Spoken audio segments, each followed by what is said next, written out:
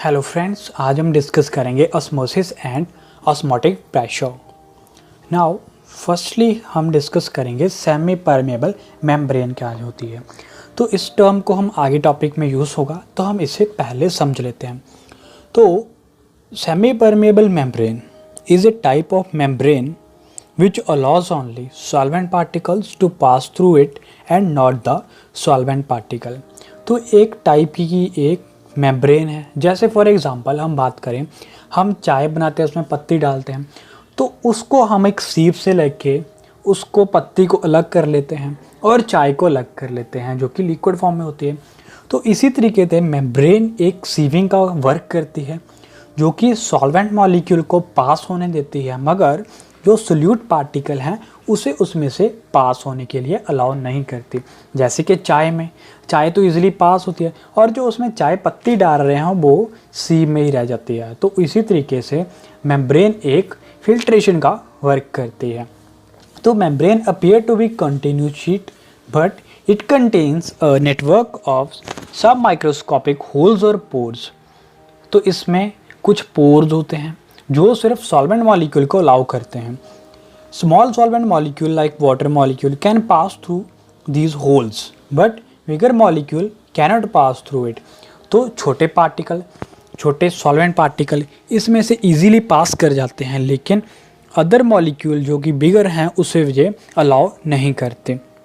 तो अगर हम इसका डायग्राम देखें तो जैसे इसमें रेड पार्टिकल विजिबल हैं, कुछ pinkish particle, blue, green, yellow.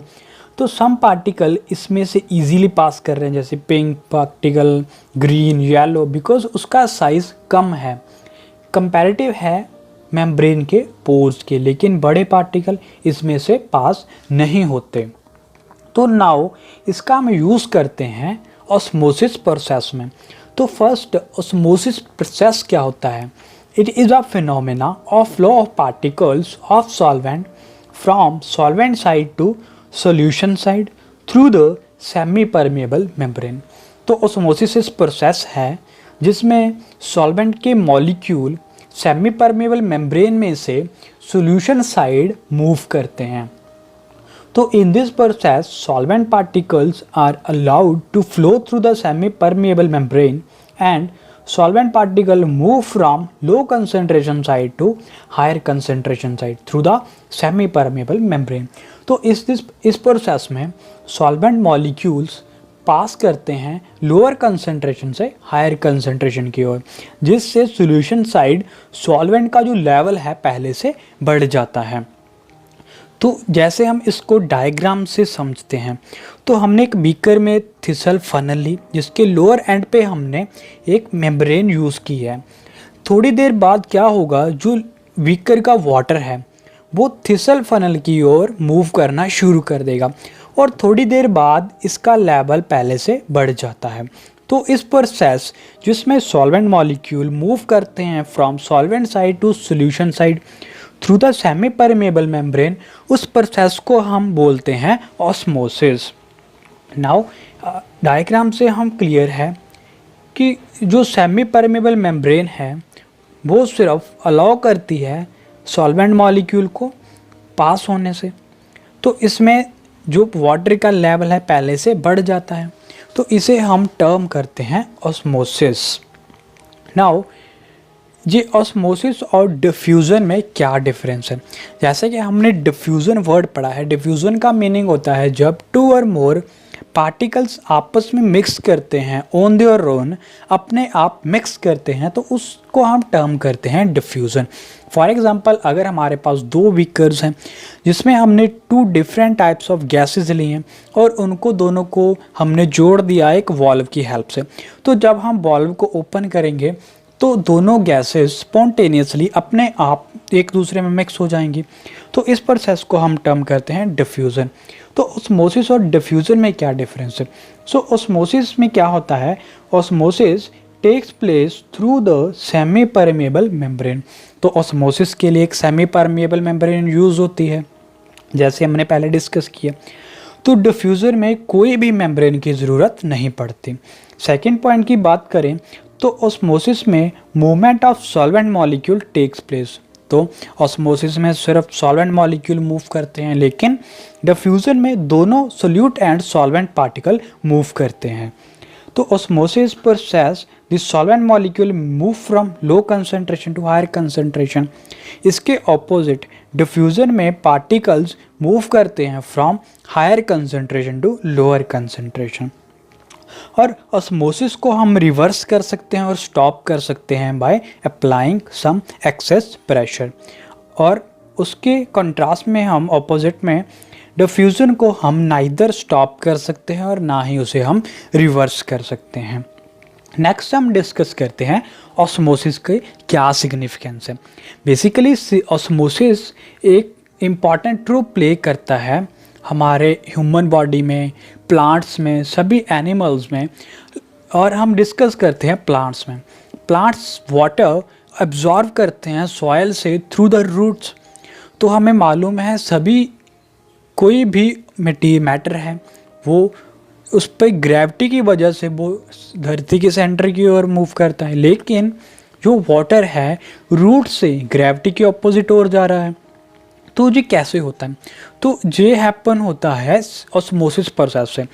Osmosis process के ही थ्रू जो वाटर है सॉइल से रूट से थ्रू वाटर के डिफरेंट पार्ट में सप्लाई होता है। तो इसमें क्या होता है, हमारा the absorption of water by the plants from the soil through the roots and its movement to different parts of the plant is due to process of osmosis. Plants and animal bodies are composed of very large number of cells. तो plants और animal body में different type के large number of cells होते हैं। These cells contain fluid. इन cells में fluid होता है जिसे हम बोलते हैं cell SAP.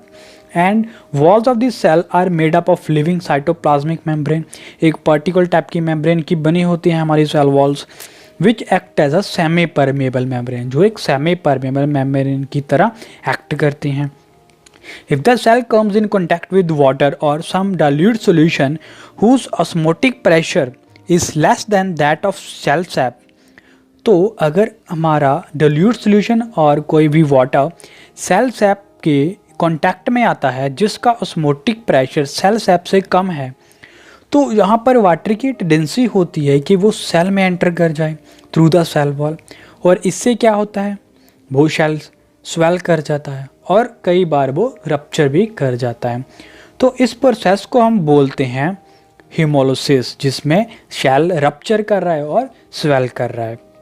Now next topic, osmotic pressure. Osmotic pressure क्या होता है?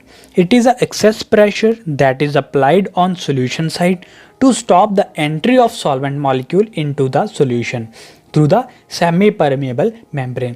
तो ये एक प्रेशर है, एक्सेस प्रेशर है जो हम अप्लाई करते हैं solution side to stop entry of solvent molecule into the solution, ताकि हम सॉल्वेंट की मॉलिक्यूल की एंट्री को सॉल्यूशन साइड मूव करने के रोक सकें। जैसे हमने पीछे डिस्कस किया है, जब भी कभी सॉल्वेंट को हम कांटेक्ट में लाते हैं मोर कंसनट्रेटेड सॉल्यूशन में, तो सॉल्वेंट मॉलिक्यूल मूव करते हैं टुवर्ड द सॉल्यूशन साइड। तो उसे रोकने के लिए हम एक प्रेशर अप्लाई करते हैं जिसे हम टर्म करते हैं ऑस्मोटिक प्रेशर। इसे हम डिनोट करते हैं पाई से। Now osmotic pressure is also a colligative property. Osmotic pressure depend करता है number of moles of solute, therefore it is a colligative property. तो जहाँ वाट आपने ऑब्जर्व किया था किसी भी dilute solution के लिए osmotic pressure की वैल्यू होती है pi is equal to CRT, where C is the concentration of solution and T temperature and R की is gas constant. And for ideal solution किसी भी टेम्परेचर पे both capital R and T constant होगी, therefore pi is directly proportional to C, that is concentration. Concentration में number of moles of solute divided by volume, तो means number of moles पे depend कर रहा है। तो ये एक कॉलिगेटिव प्रॉपर्टी है। तो ऑस्मोटिक प्रेशर का हम यूज़ करते हैं उस सोल्यूट का मॉलिक्यूलर मास निकालने के लिए according to van't Hoff equation pi is equal to CRT, but C is equal to number of moles of solute divided by volume, molarity की वैल्यू। तो अगर हम इसे वैल्यू को पुट कर दें तो हमारे पास वैल्यू आ जाएगी pi is equal to N over V into R T. अगर इसे मैं रीअरेंज कर दें तो pi V is equal to C R T. तो इस इक्वेशन को हम टर्म करते हैं van't Hoff equation for dilute solutions. Also N is equal to W of B divided by M of B. N is number of moles of solute, जो उसका formula होता है गिवन कंपोनेंट का mass divided by उसका molecular mass. अगर हम इसकी value को सब्स्टिट्यूट कर दें तो हमारे पास pi is equal to W B into R T divided by V into M B. तो इस इक्वेशन से हमें पाई की वैल्यू नोन होगी, डब्ल्यू भी हमारा नोन है, आर टी की वैल्यू फिक्स है, तो यहाँ से हम एम बी की वैल्यू ईजिली कैलकुलेट कर सकते हैं। नाउ तो इससे होता क्या है, जब भी कभी प्लांट में वाटर एक्सेस होता है तो उसमें हम सम फर्टिलाइजर्स यूज़ करते हैं। तो जो फर्टिलाइज़र इसका ऑस्मोटिक प्रेशर बढ़ा देते हैं, जिसके कारण वाटर की एंट्री प्लांट में कम होती है, जिससे वह वेल्ट नहीं होता, सूखता नहीं है। तो नेक्स्ट हम बात करते हैं आइसोटोनिक सॉल्यूशन। आइसोटोनिक सॉल्यूशन क्या होता है? अगर हम टू सॉल्यूशन ले रहे हैं, हमने कंसीडर किए टू सॉल्यूशन जिन दोनों का ऑस्मोटिक प्रेशर सेम है, उसे हम टर्म करते हैं आइसोटोनिक सॉल्यूशन। जो कब पॉसिबल होगा? पाई की वैल्यू होती है सी आर टी, तो R is a gas constant, T is a temperature. तो पाई की वैल्यू इक्वल होगी दो सॉल्यूशन के लिए अगर उनकी कंसंट्रेशन सेम है, अगर दोनों को हमने सेम टेम्परेचर पे रखा है, तो ऐसे सॉल्यूशन को हम टर्म करते हैं isotonic solution.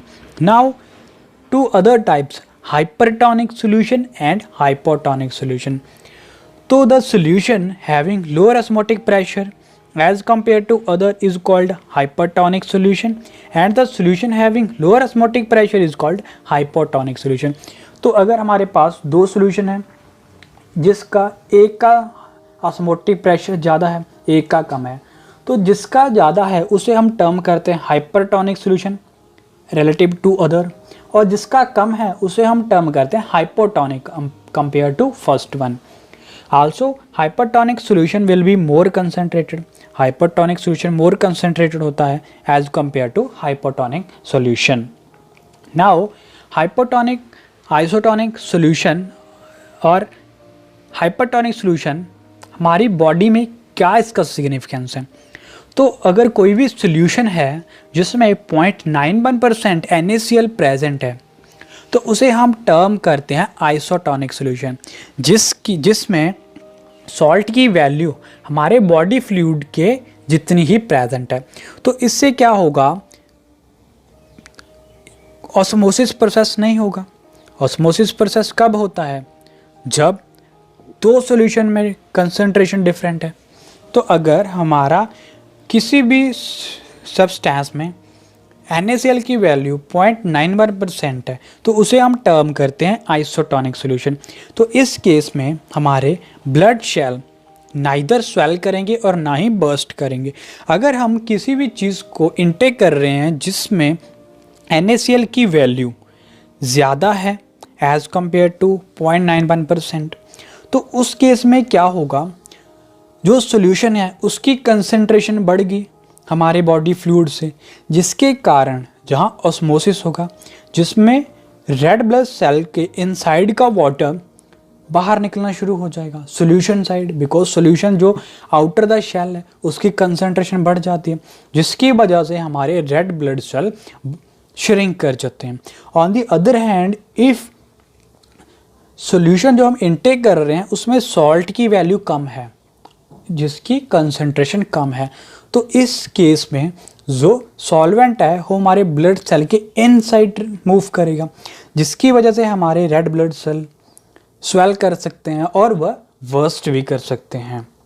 Now last topic हम डिस्कस करने वाले हैं reverse osmosis.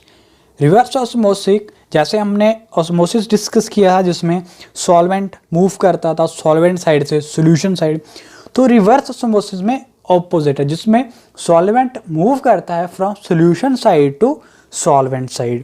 The movement of solvent from solution side into pure solvent through the semi-permeable membrane by applying excess pressure on the solution side is called reverse osmosis. इसे हम use करते हैं सी water को डिसोलिनेशन करने के लिए, वाटर को drinkable बनाने के लिए। तो आज के लिए इतना ही। अगर आपको वीडियो पसंद आई तो एक लाइक तो बनता है and share with your friend, ताकि वे भी अपने स्टडी को कंटिन्यूस कर सकते हैं। अगर आपने अभी तक मेरा चैनल सब्सक्राइब नहीं किया तो रेड बटन को प्रेस करें और बेल आइकन को दबाना मत भूलिए, ताकि आप हर एक वीडियो को सबसे पहले पाएं। At last, thank you very much for watching my video.